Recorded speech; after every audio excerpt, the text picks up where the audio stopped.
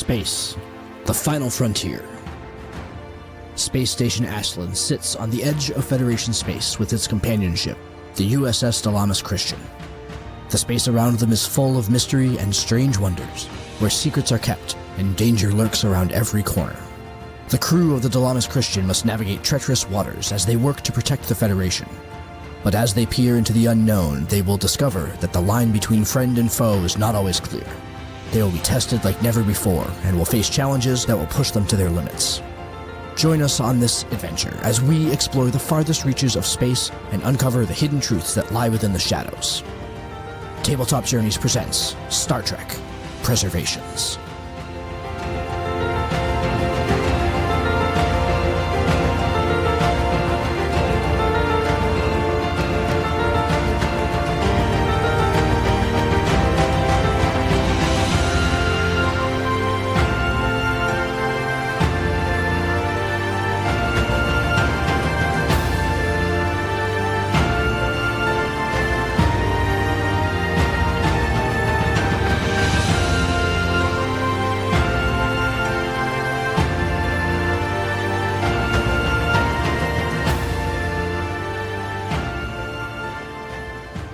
Welcome, travelers. I'm Lee Wanika, and tonight I'm back in the GMC for a very special Quick Treks episode of Star Trek Preservations. This episode of Star Trek Preservations was recorded as solo session with two different cast members and put together to create the episode you're about to hear tonight.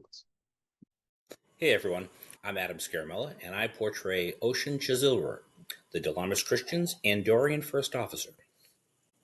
Hey everybody, I'm Lacey Knutson, and I'm here as Lieutenant Neelan, the Science Officer for the Dalamis Christian.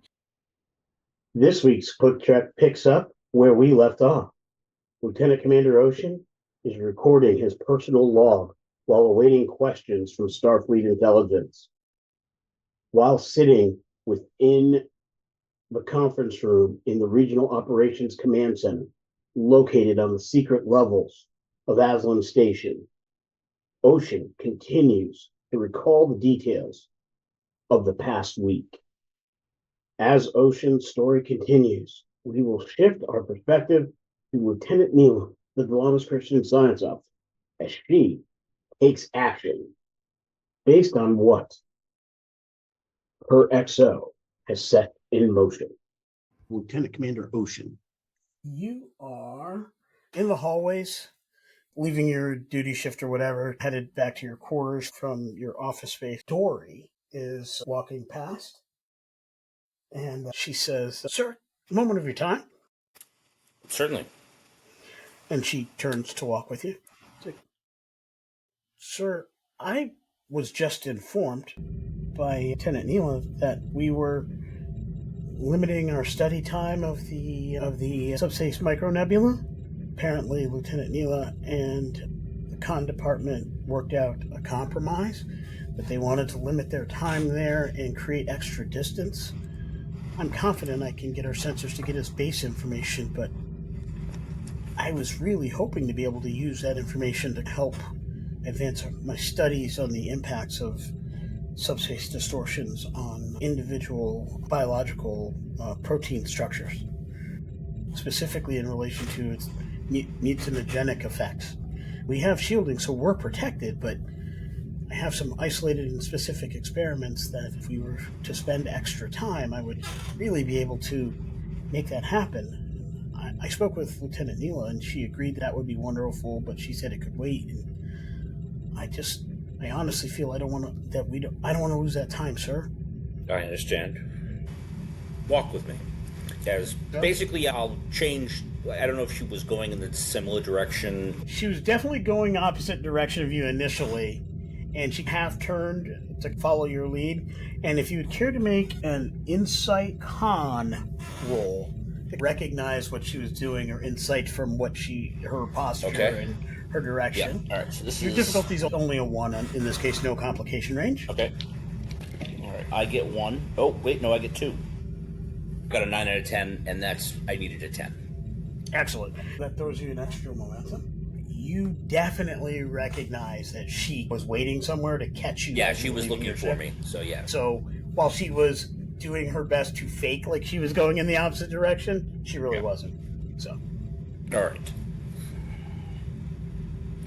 So I will ask her, Lieutenant Neelan is better at this than I am, but as I understand what you're saying, you were able to do some of these tests at range, but why does the distance make a difference? My specific experiment is to take various protein structures in specially designed vessels that are not shielded, basically send probes with these structures inside to see how that impacts them and review those changes. But we had to start at specific levels of development within these protein structures, and there's various ones to mirror various types of species. And based on some of the information that we have received from the briar patch and what was done with various chemicals to the spider eggs, I've spent most of the weeks since that mission getting these protein structures to this state of development.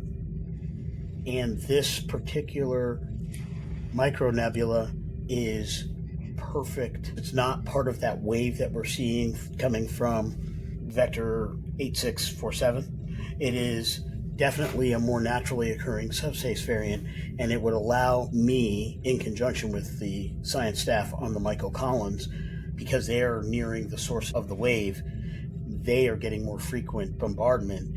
They're doing the same experiments, so we can take a naturally occurring subspace entity and provide more information to the Michael Collins. We won't likely have this opportunity for a while, and as they're getting closer and closer, we need to know what's happening if their shields fail. What are the alternatives? Is this something that could be done if we requisition some probes? That would include the already allocated probes that we're using, so the vessels will be contained within the probe, and then the probe shielding would be dropped. But they have to have a specific and well-timed amount of exposure. And shy of leaving me and the probes behind in a shuttle while you guys do what you have to do, I don't know another way to get that timing more accurate. All right, so just to clarify a couple things, Lieutenant Dory is our resident expert on xenobiology. The subspace piece is not her specialty. What's up with that? So the experiment was designed by your other science staff who does have subspace as their area of expertise. They designed the vessels, they designed the way to deliver the probes, all of those protocols to measure. It was done by a subspace specialist, and they determined that this would be perfect for this type of testing. Dory, for her part, has been working closely with Lieutenant Neelan about the biological aspects, specifically using the hook spiders from that previous mission and how various chemicals and various things were used to mutate them at an alarming degree. And with all the other information that's been found regarding subspace, these subspace disturbances, specifically the manufactured ones, and what they're able to do versus naturally occurring ones. This being a small, localized, naturally occurring subspace disturbance, micronebula is what they're referring to it as. It has the potential to provide very good baseline data with very specific protein signatures. That information could be very useful for the teams on the Michael Collins at Aslan Stations, Lieutenant Neela, and to figure out, one, how to protect folks from it, figure out what possible causes would be, and more importantly, the why. What are they doing on purpose, and is there an end goal? You have to have some baseline data to be able to make those extrapolations. So she's trying to gather that baseline data, and she's very focused on that. Nothing will work if we don't have this baseline data, and this is our best opportunity to get it, is what she's indicating. Let's see. This is the... which one do we want? Let's see. I'm just looking at our shuttles real quick. No worries. The tank was our Buster. The Bruiser was the Med one. Oh, it's the Kitty Hawk that I was thinking of. No, the Eagle. That's what I was thinking of. Okay. The thought process is going through Oshen's head right now. This is clearly where Lusan and Averick spoke. They started figuring out the things, and the ship that we've altered course to avoid the issues that Lusan brought up. But now Lieutenant Dory is realizing that her efforts are being hampered by that, and she's trying to figure out what we can do. All right, so I'm walking to a conference room because I do want her to show me the areas that I'm looking for more of a visual of the flight paths and whatnot, varied flight paths, so that she could tell me where that thing was, and we can figure out, okay, is there any way to do it using simply probes?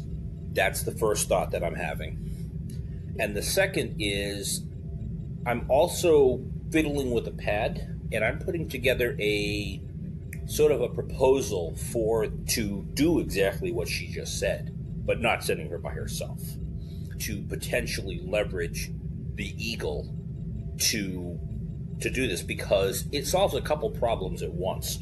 One, if we I think those ships have a crew of 3 or 4.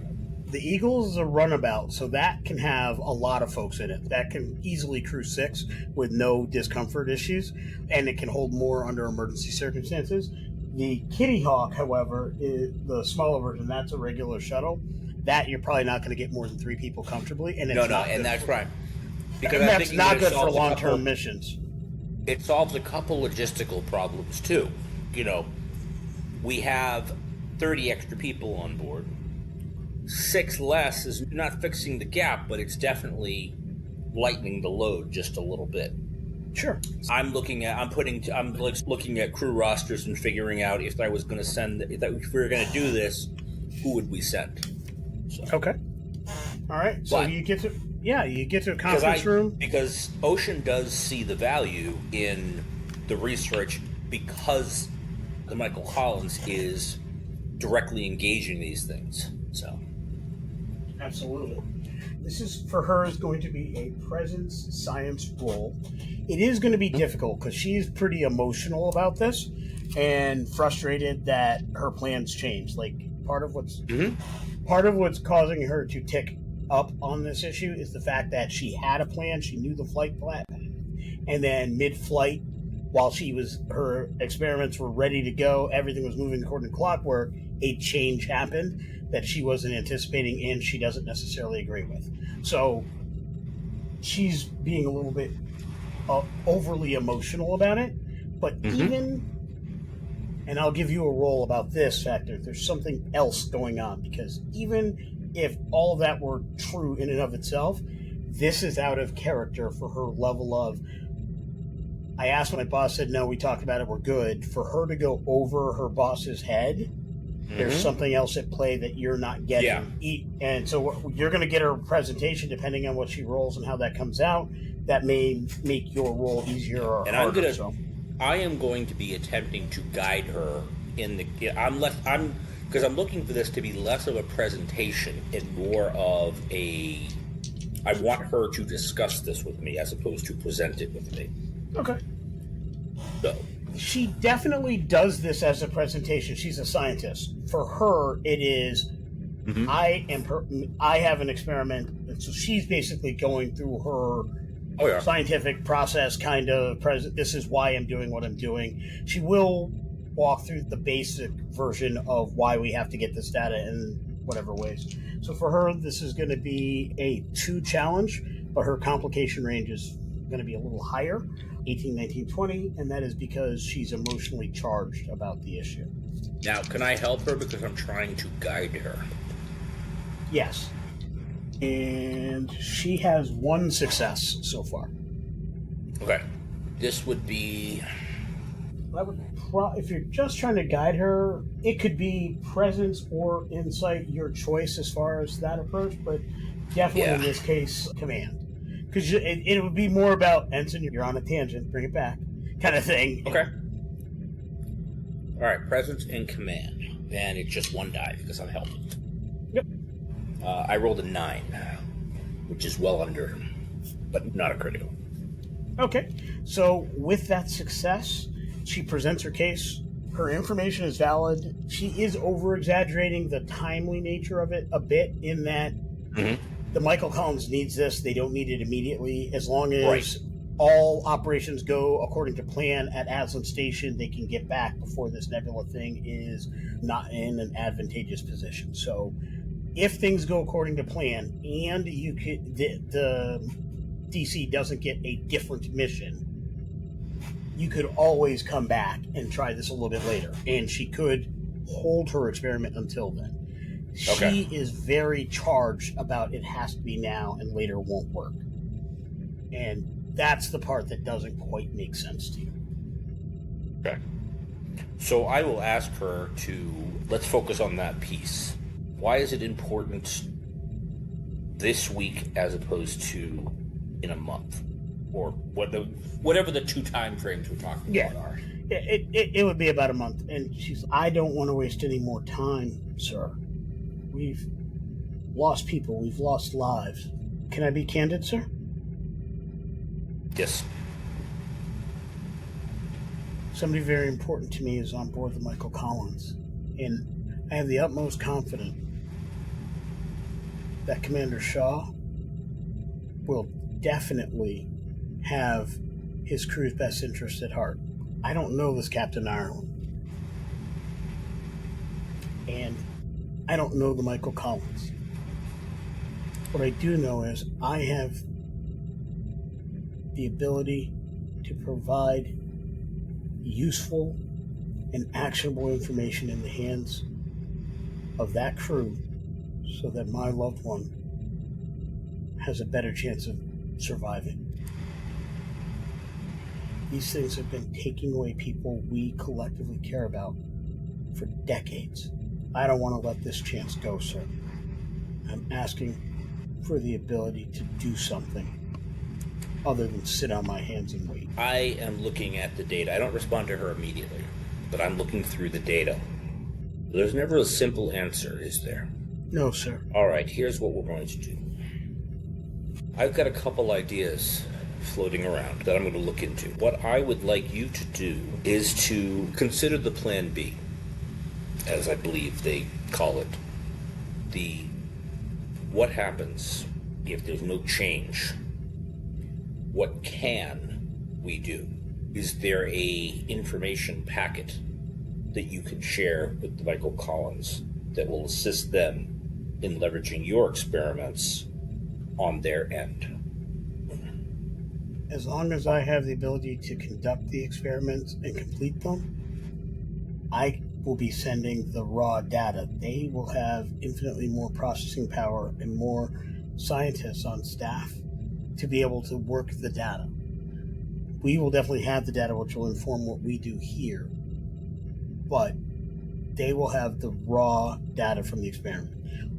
That way they can use it for whatever purposes. It may be getting it to their security and engineering folks to build proper weapons. It may be to get it to their engineering folks and science folks to build better shielding. It may be to their command personnel so they can try to develop some alternate means of communication, or their con folks to figure out, to better narrow down the source. They've got it narrowed down to a sector and a portion of the sector, but they're still going to have to do some mapping and searching to find out the exact source once they get to that sector. If maybe we can use this to help them narrow down that location or find a better angle. Most importantly, we've got to make sure our shielding is correct.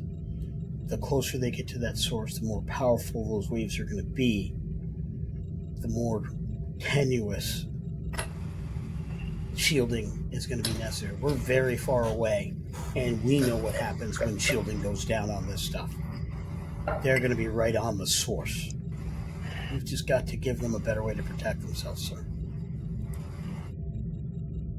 And this base data, plus the data that they're running the same experiments now, but this base data from a natural phenomenon will show them the variance between the two, and make it easier for them to do what needs to be done. That data will also be sent back to us. We can arm the whole regional command fleet with the proper tech and weapons, even if we're not letting them know why we're doing it. Again, I have some things that I'm going to look into. What I want you to do is determine if we stay the course, what can you do? If I stay on this ship, all I'm going to be able to do is record data about the anomaly, and they're going to have to work with simulations. Basically stuff they've always been able to do, and we've not had any breakthrough. We'll basically have more data supporting what we already know, unless there's a variance that we have not recorded in the past. If I can do this experiment as designed, whether from the DC or from an alternate ship, that's our best chance of getting a breakthrough here. I'll look into it. Thank you, sir. She stands up, gathers her materials, exits the conference room. And you are left there. At this point, how would you like to handle the situation? So at this point, the most appropriate thing is for me to have a discussion with Neelan. To, first of all, this is not the same kind of scenario that Lusan has shared with me, because he was looking for assistance in how to deal with it. She's coming to me basically saying, change the other person's mind. And Oshen's not as keen with that.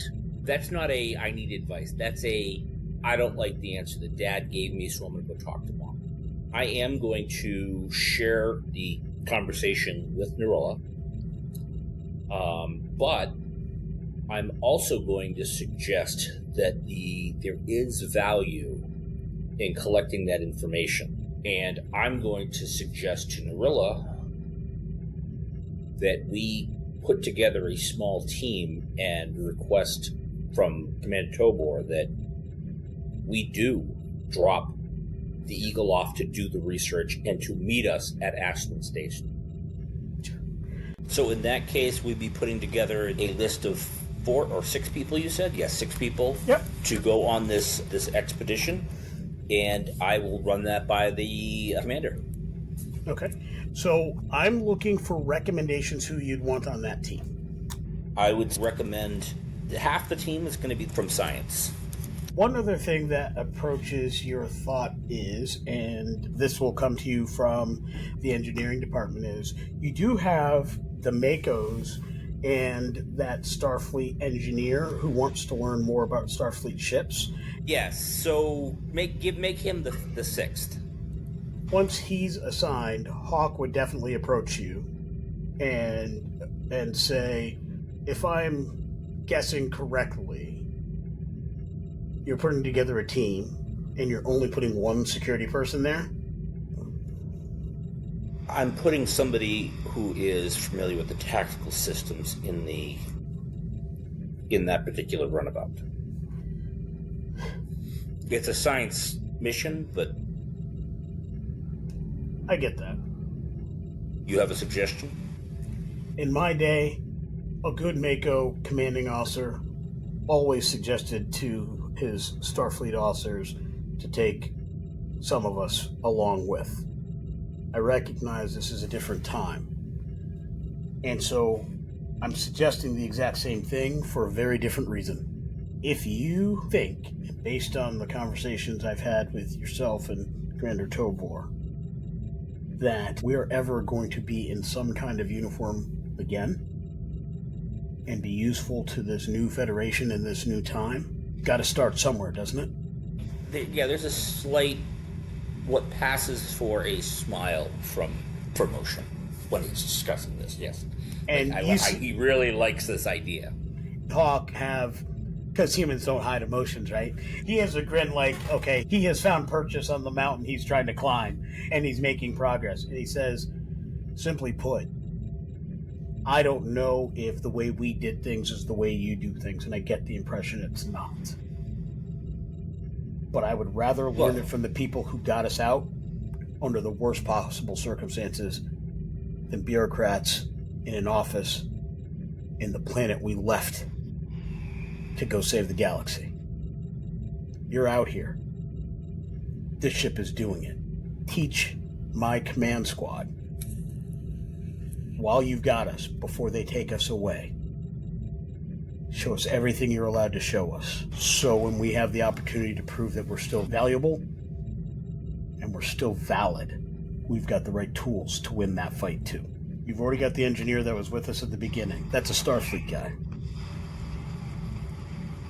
Any one of my Makos, whether it be my medic, whether it be my commo person, or whether it be my sergeant, they will be subservient to whomever you put in command of them, as though they were taking orders from me. They will have your people's back. We're here to learn, sir. I'm asking the crew of the Dalamas Christian to be our teacher. Who's your pilot? That's another Starfleet guy. He's the one who passed away. We don't have a pilot. We have ground folks. We have a single medic. And we have our communications person. He's the closest we have to a technical person. He was really on the cutting edge, worked very closely with some advanced tech for our time. His name, again? Corporal Boys. And he's their, you said he's their comms? Comms. He's the one that handles all the communications. They have earpieces and they have risk communicators, all that. What was the name of their engineer? And that's a Corporal. Ensign Diaz is the engineer. That makes the crew complement 7, 6-man ship. There's 6 working stations, but there's room for more comfortably. It's a question. I'm sorry, that was the question that I was asking: is how many people would life support be suitable for? They're not taxing life support till you get to about 12. For optimum peak efficiency, operating efficiency on an actual mission, 6 is the perfect number. But you can get to about 10 before things get kind of claustrophobic, 12 before you start running into systems issues. Okay. So, here's what I'm going to propose. He has 4 seats. As we have been talking to him about how his crew used to operate and so forth, the Makos didn't run their own ships. They were simply the Marines. In this particular case, his particular platoon, they had a separate ship that was designed exclusively for Makos that had an engineer and a pilot from Starfleet, but the Makos were in charge of that ship. So he was actually the commanding officer of the ship. They had 2 specialists. There was a Starfleet doctor, and then they had a Mako corpsman, effectively, who was one of their squads that answered to the doctor. They do have mechanics that answered to the engineer, and they do have ops specialists that would pick up slack or kind of sit in the seat when the pilot was off duty. So this is what I'm going to propose. I'm going to propose that he has 4 seats on the boat. Okay.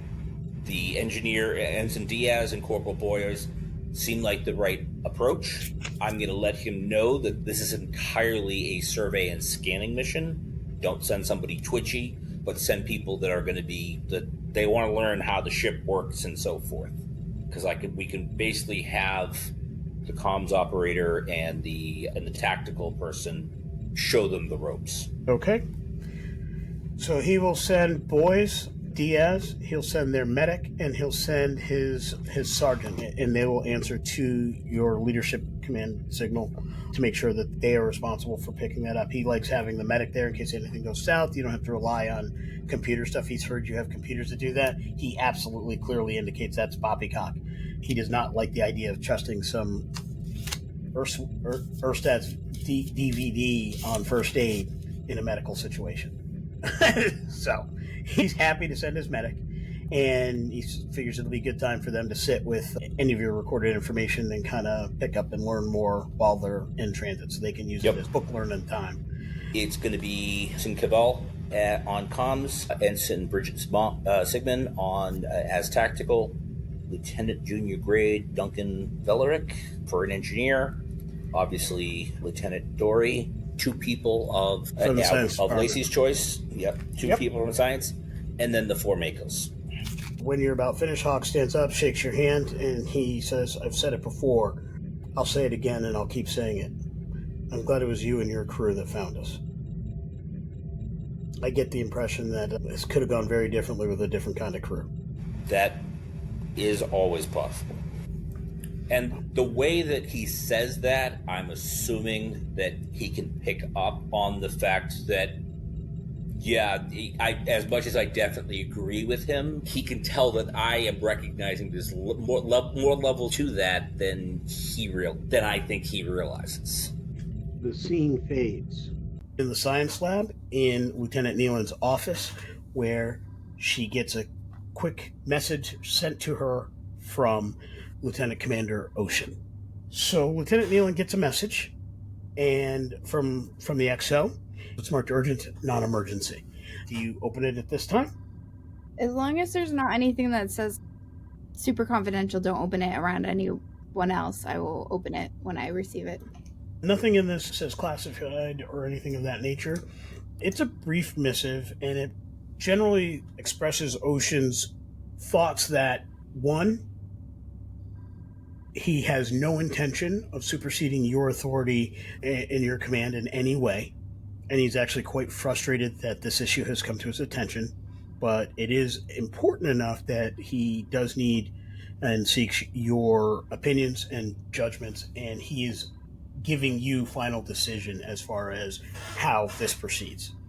The basics are this: one of your staff members, specifically your second in charge, Lieutenant Dory, has disagreed with an administrative decision you made regarding science department and priorities with the Dalamas Christian. I'll fill you in on what those decisions were about. At the conclusion of episode 9, when you were headed back to Aslan Station with all of the NACOs, the ship's resources are greatly taxed. You've got more people on board than you should have. The ship is in need of a resupply for fuel, for raw materials, things like that. Basically, everything on the ship is being taxed, life support systems, all of that. So there's a lot going on with engineering to keep the ship running at operational efficiency. Along the way, your ship will be passing what's known as a quantum subspace nebula. It's a naturally occurring event of subspace distortion. It's very small in specific, hence the term quantum. For those who are real scientists, quantum typically means nanomicroscopic and smaller than that even. This is not that, but if you take the size of a nebula in space and say quantum, we're talking about something that's probably smaller than, say, Manhattan. So comparatively speaking, it is quantum, but it is not in itself a quantum singularity. So it is just small.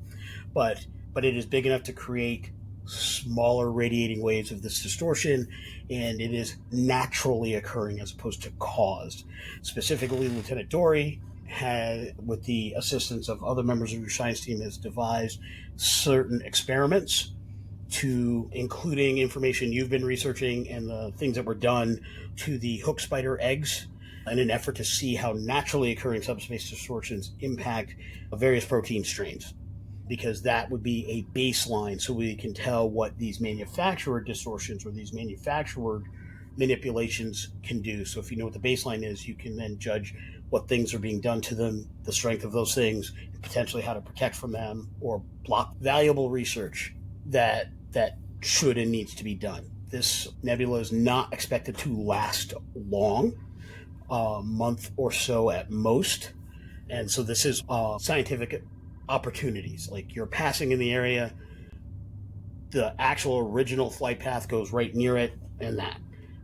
The comm department feels that it presents a potential danger to the ship.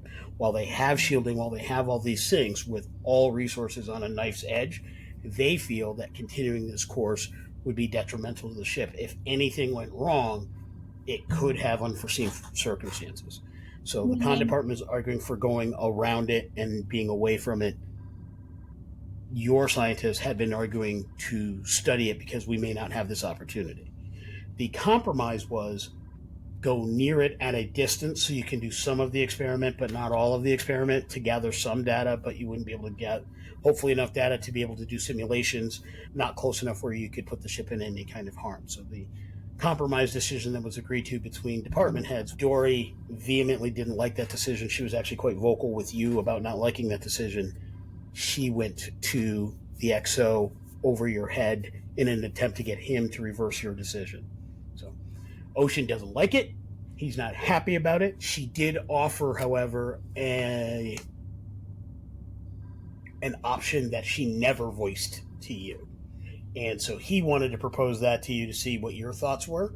And again, his focus is, I don't want to support what she did and the way she did it. But if it's a valid possibility, he also thinks it's important enough that we may not want to pass that up. He presents to you her information and suggests that you take the opportunity to speak with her and have her pose her case directly, and then report back to him with your thoughts on that, as well as any disciplinary recommendations based on the fact that she violated Starfleet protocol in this particular case. And to be clear, she had not proposed this idea to me. Oshen didn't tell me what the idea is. He had told me to talk to her. He sent you all of the information that she presented to him, so you have access to it. He's recommending you get it from her because he's relatively certain that she's playing, I'm going to tell mommy one thing, I'm going to tell daddy another thing, and he refuses to play that game. So he doesn't feel comfortable handing you what he's telling her in case that's not the whole story. Not being a scientist, he figures whatever she actually chooses to tell you, you will have a better ability to understand, determine, and figure out truth from fiction and bias than he would, because all he knows is he doesn't like the way she did it. As far as the science of it, that's really more you than he. And he wants to support you and not put you in a position of, it will be your decision. He is not going to put himself in the situation where I overrode my lead scientist for whatever reason so that this crew member now feels that they've got a way that they can end around protocol. I do appreciate Lieutenant Commander Oshen and his support, and I trust that he has my back, as he's demonstrated in the past.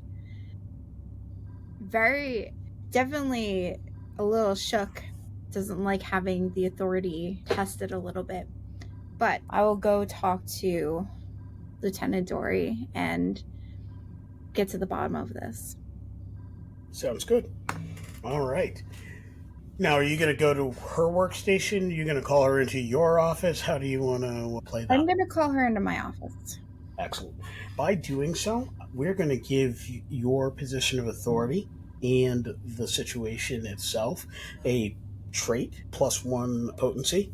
Effectively, when it comes to any kind of decision-making, authoritative decision-making, getting her to agree and go along with what you're saying, you're at a +1. You're in your environment and you're reinforcing your command, so you're getting the benefit of that. Additionally, you just now know, and once you have the conversation, she will know that you have the confidence of the XO. In short order, Dory shows up. As one would expect somebody who does this kind of thing, she seems very pleasant, very aggrandizing. She's playing the part of the, how can I help? Take a minute to put on my commanding face. I have heard rumors that you've been presenting other ideas for our route to other parties, not myself. Can you tell me what that's about?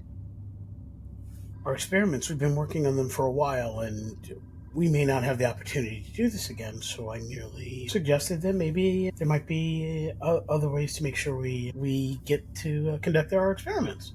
I am aware that our experiments are important. However, that doesn't mean that we can put danger to the rest of the crew. And if you had a better plan, if you had other options, I don't understand why you wouldn't bring them to me. I had other options, but I didn't know if they'd work. I had to think about it. And I didn't want to waste time. I figured I'd just figure out how to make sure we got the experiments done. Figured you'd want to get the experiments done. You do understand how it's not the correct protocol to go around over my head while I am here in charge and taking responsibility for the safety and the operations of the Dilemma's Christian, yes? It may not have been the right thing, but it's a good idea. Did the XO tell you that we're going to do it? The XO gave me the opportunity to listen to you, and I would like to listen to your plan, but I have not decided yet how we'll proceed. He's not deciding? He is not deciding. I see. We have to do this. We really have to. I will decide if it makes sense for us, but please tell me what you believe we have to do. The experiments and the protein strains are currently envesseled.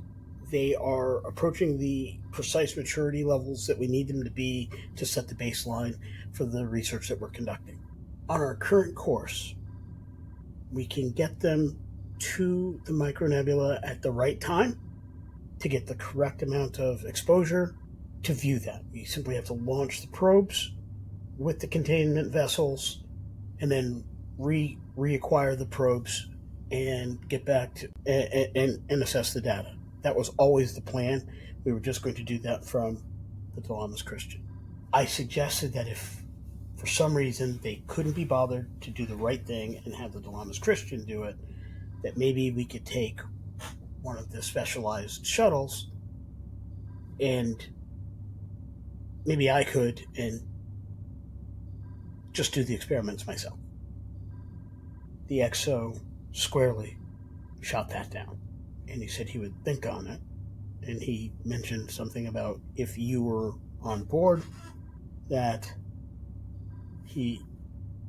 between he and you could select a team that would accompany me on the mission, but the decision would be yours based on whether or not you thought it was valid.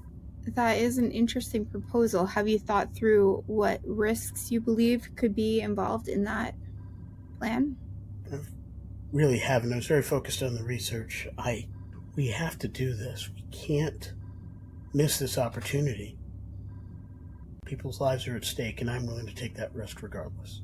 At this point, it's fairly obvious that there's something driving her beyond the science. And she's an Orion. Orions can be, like humans or most other sapient species, just as emotional or lack of emotional, the whole gamut of emotional responses. But this level of emotional ferocity, like the willingness to literally put her career in jeopardy, is very out of character with the Dory you've known over the past year. Because you're her commanding officer in this particular case, from her records that she has had instances of insubordination at variant times with minor issues and recommendations. She is probably a lower rank than somebody of her age should be, and her skill set should be, which is indicative of she's rubbed a lot of people the wrong way along the way. But she's a competent and qualified scientist, but she can let her emotions and her get ahead of her with her research. So she can at times take shortcuts, at times take risks that are just really not in keeping with protocols. And that it has always been, she's always been at her best when she's had somebody who really kept that in check. She has pushed boundaries with me in the past. I remember that. Can I use either empathy or ESP? ESP says that I can ask the game master for hints or insights about the current situation, specifically about her motivations. Yes, and I believe there might be some information, like an earlier version of that. I think you have to provide threat or momentum, if I'm not mistaken. Yeah, each hint adds 1 point of threat. Okay. And I can refuse or accept any hints offered. Okay. I would say, and this is all cursory information. This is not you're jumping into her mind or doing anything that's inappropriate. Other people might use context clues, things like that. You just have a more, quote unquote, reliable way of getting that. I assume you're going to take the first hint just based on asking the question. So we're going to put 1 threat now. Of course, we did start this adventure, and I forgot to mention that at the beginning, with 2 threat per player. So 2. Adam did leave 3 threat on the deck. So with 3 momentum, the first hint is this. She is emotionally attached. She is terrified. And it is not for her own well-being. It is not for the well-being of the crew. There's somebody, and it's an individual that she is worried about. And she has a very strong attachment to that individual. Okay. I will ask her if she's told anybody else about her plans. Or discuss these plans with anyone else besides Lieutenant Commander Oshen. one other person, but they're definitely cleared for Epsilon protocol. And who is And that? it was over secured personnel. My fiance is a security officer on the Michael Collins. We're both cleared, and we have very few people that we felt we could share information with. He let me know that they have identified this sector at the source of the epsilon subspace distortion waves, and they are within a few weeks, maybe a month, of beginning mapping operations to locate the source. They're going to be very close. The shielding that was developed between our engineering department and ourselves in science is based on what we knew of that wave, and it's also based on being this far away from that source. We are multiple sectors, many light years away. At its source, it is definitely going to be stronger. Michael Collins' information already indicates that it is stronger the closer they are to the source. The frequency of the waves will be significantly more. If their shields fail, they're all in terrible jeopardy. With this baseline information, because they've been running these same experiments along the way at various intervals, they would actually be able to predict, if we get the baseline of a normal interaction, that could be the key to them predicting strength and impact. If we miss this opportunity, they might not be able to protect themselves. That is really impactful information that I wish you had shared with me earlier. I didn't think it was necessary to do that. And while we're both cleared, and we both have clearance for this information, he was very worried that the whole need to know piece of information would mean we really shouldn't be communicating these things to each other anyway. The best way for me to make a good decision on what to do next is have all the information possible for that decision. You must understand that. Do you have any other information that you want to share in that light? I know a few things that he absolutely was not supposed to tell me, and it may, in fact, even violate temporal accords.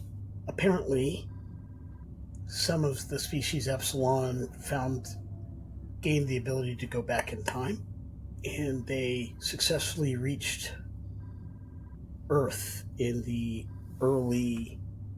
sometime in the earlier mid-Roman imperial time frame. Members of the Michael Collins crew went back in time and stopped there and prevented a significant breach of the timeline.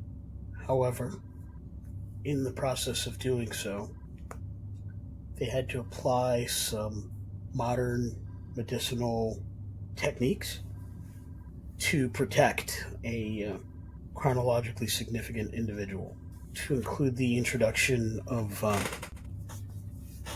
Klingon DNA strands or pieces to his genome so he could fight the possession of the species Epsilon.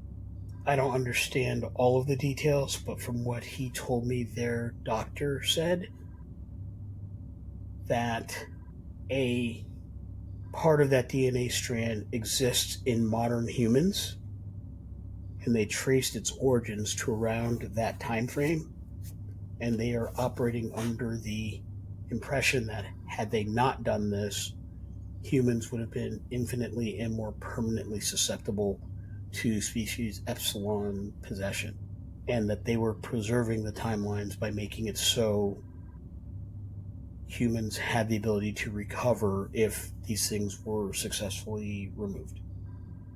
Whereas most species, removed or not, they don't survive. I see. That sounds like a very important decision that they made. I think that this baseline information I'm working under the theory that they were attempting to overcome that now natural defense mechanisms of humans and most sapiens of the 24th century. So coming up with a means to stop that may be the only way we can protect ourselves from what's coming next. And I think that their devised weaponry might be attempts to overcome that natural defense mechanism. And if that's the case, anybody possessed would be permanently lost, even if we were able to instasis them and kill another creature. That is really interesting perspective and insight on this problem. I will take everything that you have told me into the decision that I'm going to make. But I will leave you with this. The only way that I'm able to make a decision this big is for you to give me all the information up front. And if you had come to me at the beginning, when we were having these initial discussions about our plan, we would have already made the decision by now. I'm sorry I didn't trust the system. I'm sorry I didn't trust you. I hope you can learn to trust me. And you can go now. Yes. She stands up, position of attention, turns in a very official and military form. She recognizes the admonishment, and she exits. This is not Narilla's comfort zone. Goose Fraba. Put that face on. Yep. I feel like it's very important. But given that information, Narilla's pretty convinced that she thinks that it is really critical to go through with the science experiments with the information that Dory has given her, but she wants to confirm some of it to ensure that it's as accurate as possible. You have her statements and her conjectures, so you have good information to make a qualified assessment of her work. The benefit is some of the work was actually not done by her. So the vessels, the actual design of the experiment itself is actually not her work. She's just qualified to really do the protein strands. She's a xenobiology expert. Your other staff designed the experiment itself, but she was really the project lead on this one to get the base data. There's an assessment and its viability. This would be pretty complex. It's very specific and precise, and her data, while present in there, sifting through her emotional attachment and what she's drawing for conclusions, will require a bit of a deft hand. So I would say this is going to be a 3 difficulty with a complication range of a 19 and 20. Okay. You will have the benefit of an assist. She wants this to happen, so she actually would roll an assist die with this roll for you because you want to succeed. And you would have the ship as well. 3 with an extended complication range. You have 3 threat in play. There's no momentum currently. All right. I would say that this is probably not bold science, just going over plans. But so I have science officer, or that's on my old character. I just don't know if it's the exact same. I didn't write down what it means, but it's just if I succeed using the ship's computers or sensors, I can generate a bonus momentum, which can be used to obtain information. Sure. Let me take a look and see what we've got here, because I can look that up real quick. The 2nd edition rules on that. The role benefit. When you succeed at a task assisted by the ship's sensors and computers, or a task using a tricorder or other sensing device, you may ask one additional question as if you had spent momentum on an obtained momentum request. Okay. So, that's pretty much the same thing? Yeah, okay. No change with the science officer role. And then can I buy an additional die with threat? Absolutely. And would you say this is either an insight or a reason? Honestly, it could be either or, because the way I framed the challenge, you were evaluating the technical aspects, reason, but you are sifting through her emotional issues insight. So whichever you feel makes most sense for you would be an adequate way to address the situation. All right, and would it be science or would it be command for this? I think definitely science here, because you are trying to figure the science of it all. So I'll do insight science. All right.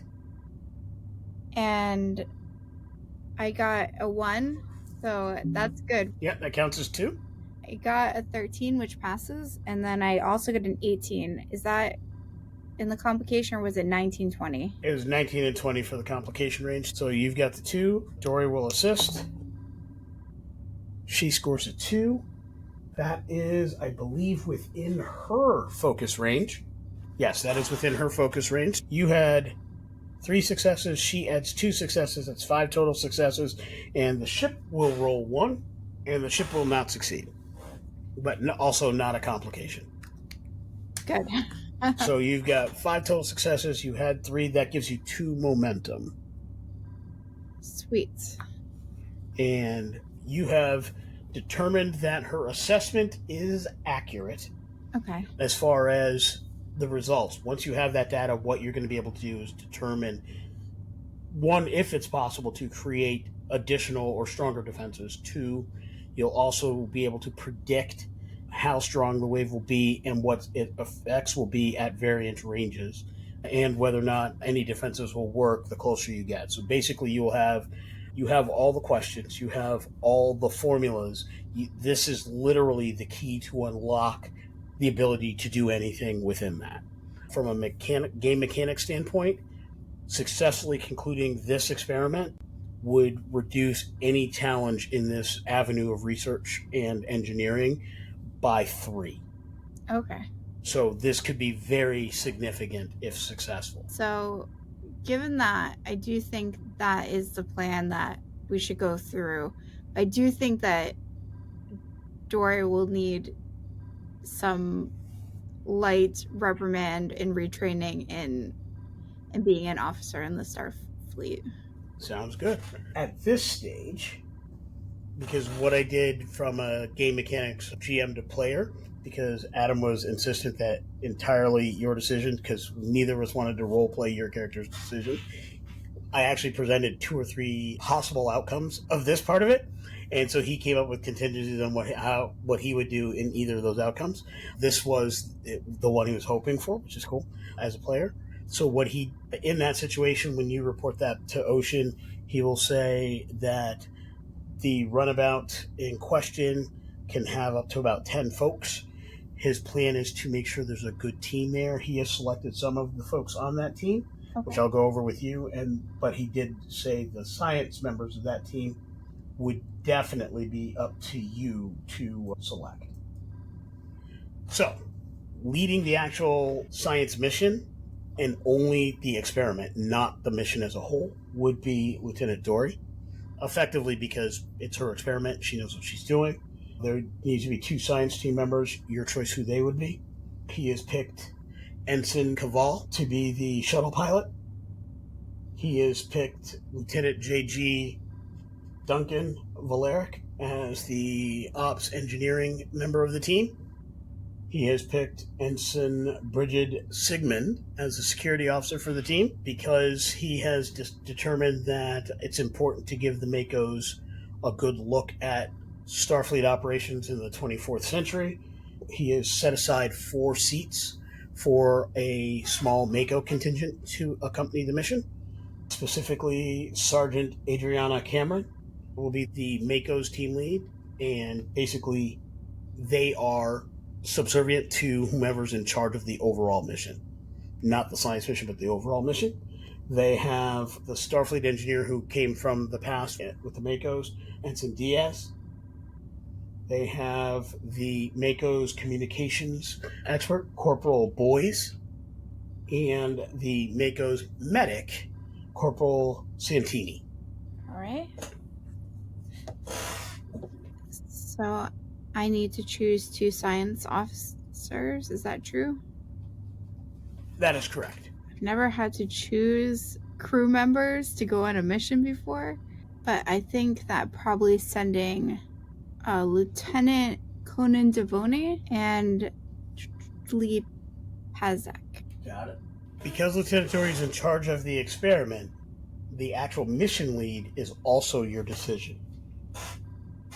Now, typically in science missions, whoever's in charge of the experiment is the person in charge, but given the issues here, that may not be the way you choose to go forward. So you have the ability of everybody on the mission to decide who you feel should be in charge of the overall mission. Okay. I think that we will nominate Devone. I think that Dory should not be in charge of the whole mission. Roger that. With Devone in charge, they're happy to, they gratefully and dutifully accept the orders. Devone, who's also a Beta Z, asks without asking, should I expect challenges from Dory? It is definitely a possibility that is a challenge of this mission.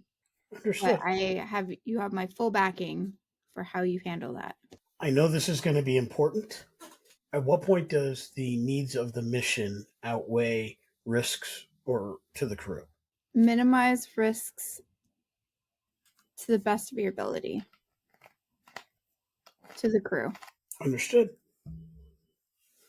Thank you for your faith in me. Appreciate it. Thank you, Lieutenant. He will start familiarizing himself. Key requisitions, appropriate rank and level of mission, appropriate information about the team members so he can do the best he can with the team. He is a scientist who has familiarity with command and leading missions and teams, but not a seasoned individual. This would be one of the first times he's been in charge of a critical scientific endeavor. Definitely one of those first duty type situations. You'll find in his preparation, he asks a lot of questions, but they're the right kind of questions. Yeah. And in most cases, it seems like he's more asking for validation and verification than actually, I don't know what to do. Which is good.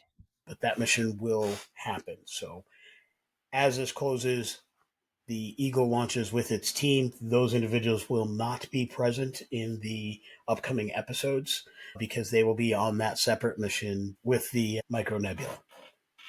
All right. So the scene fades. With that, your thoughts fade back to your log.